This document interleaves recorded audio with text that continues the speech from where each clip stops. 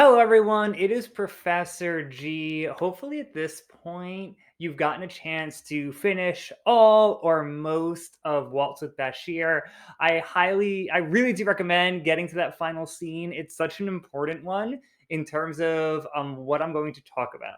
So, hopefully, you enjoyed the movie or found it interesting. In this video, I want to talk about some of the ideas, some of the concepts that really stuck out to me. I'm not going to get everything, I'm going to leave a lot out. I am just really going to focus on three things. So, thing number one that I want to focus on is how the movie represents memory. There are many points in this movie when we are forced to think about how memory works, especially as time goes on and it starts to fade. One of the moments that I popped in to one of the discussion boards was when the movie describes a psychological experiment, right? What happens as we age and our memories start to fade and we're shown pictures of ourselves, right? Even if they're sort of photoshopped, right? Our memories actually have the ability to insert ourselves into that experience, even if we never actually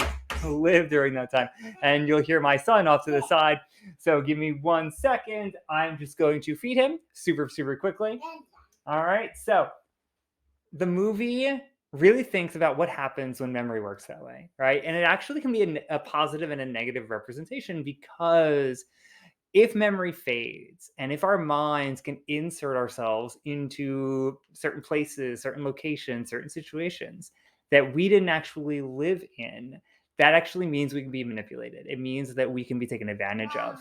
All right. So memory is the big thing I wanted to think about. Thing number two that was really interesting to me is the relationship between animation and violence. And this is a topic that is just so huge for anyone in here who's interested in anime or interested in animated movies and TV shows more generally. There is a huge connection between animation and violence. And one of the things that happens in this movie, I'm going to continue to feed him off camera while I'm talking to you, but one of the things that happens in this movie is we see the massacre represented in animated form.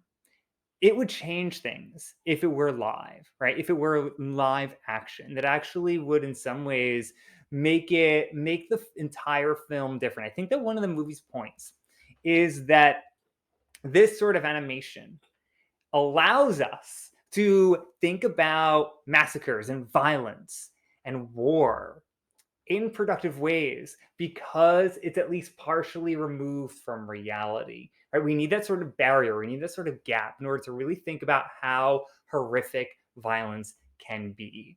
All right, so that was my second point. The third point I want to bring up is the ending. So if we didn't get a chance to watch the movie, this might not make that much sense.